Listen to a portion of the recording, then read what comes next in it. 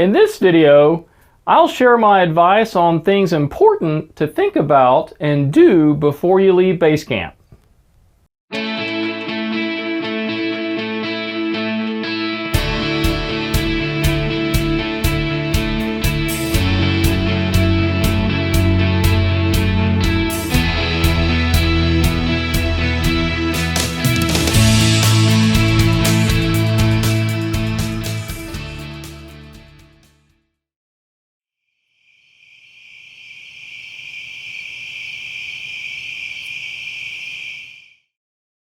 Hey, real quick, right before we jump into this video, if you'd do me a huge favor and hit that like button.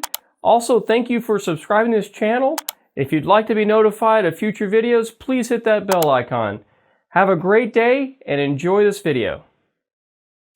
So number 10, tents. Did you fully set up your tent?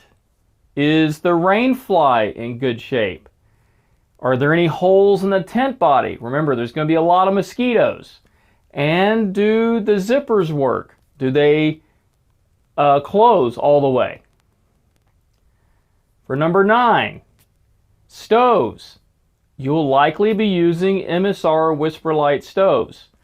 Are they working at full power? Does everybody know how to use those stoves? Do you have the rebuild kits in case there's a problem? For number 8, maps. Absolutely do not lose your maps. Keep your maps in the map case and keep the map case clipped to a life jacket or put them in your tent or clip them to the clothesline. Whatever you need to do to make sure you do not lose your maps. When it's in your map case and you're portaging, you may want to fold over the map case and then clip it with the carabiner, which is clipped to your life jacket. This helps prevent the map from falling out of the map case. If you lose all of your maps as a crew, you will not find your way home. And also, make sure everybody knows where home is on the map, whether it's the actual Northern Tier Ely base or Bissett or wherever you're going. Make sure they know where home is so they can find their way back by themselves if needed. Number 7, do you have medication? And is that medication split between 2 people? So at least you have some in case something happens to one of the 2 sets. Do you have the right maps and all the maps? Okay. Do you have your permits? Do you have your passports and your identification if that's needed? Number 6, do not rush down to the water. Now, on the day that you're going to go out in the backcountry, everyone's going to be excited. They've waited a long time for this, they've been thinking about it, and they're excited to go down to the water. The problem is, when you rush down the water, this tends to lead to problems once you're on the water, because you haven't thought through and done a few things to get started right. Which brings me to number 5. Who is in each canoe and who is sitting where in the canoe? Do they know what roles they have depending on what seat they're sitting in the canoe? Number 4, have a portage plan. Your entire portage is going to start before you even arrive at the portage trail. Portages can be busy with multiple groups trying to portage at once. So it may be very possible that you'll show up to a portage trail and be waiting on another crew or group to transit on the portage, and then have another group or 2 come in behind you and get in line on the water.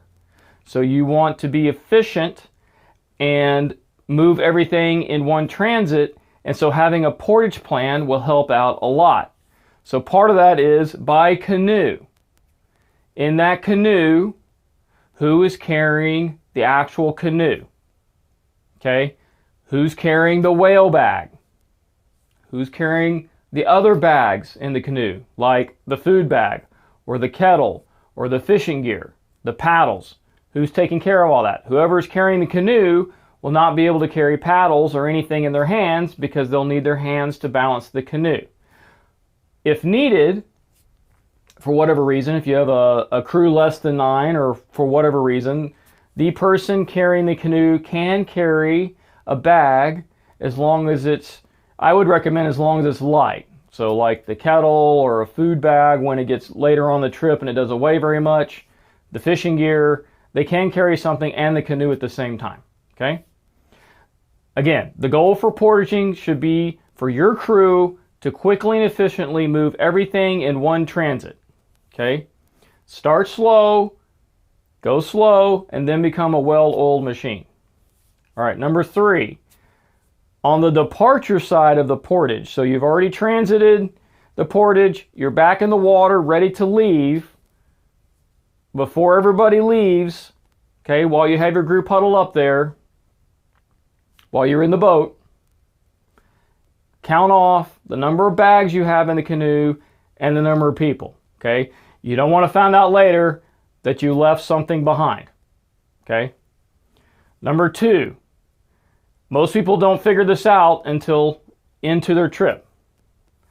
Adjust the front seat forward or backwards to trim the canoe weight forward or aft to try to keep the load balanced, okay?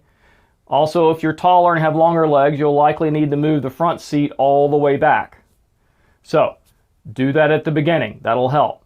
Also, adjust the yoke pad width to fit the person that's carrying the canoe so that the canoe pads are not right up on their neck, which hurts tremendously, and they're not falling off the shoulder, which also hurts because then you're not using the pad. So make sure the pads are right on the shoulders, okay? Number 1, take it all in. You're on a grand adventure. You are going to see and do things that you might never ever be able to do again. So take all of that in. It's just an amazing, amazing experience. So make sure you enjoy everything. The good things and the bad things, okay? And as a bonus, from personal experience of doing high adventure trips for many decades now, you won't remember much about your trip, especially over the years, but even within a few months, okay? So document your trip. Going to Northern Tier, it's important that you use a rugged waterproof camera, like a GoPro.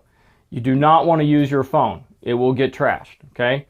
Take video and take pictures. Take a lot of it, okay? Make sure you bring extra batteries, power bank to charge up the camera, whatever you need to do, because that way when you get home, years from now, you'll have all that video, have all those pictures, and it's a lot of fun to look back through. At a minimum, write a journal. In closing, you're going to have an amazing adventure, okay?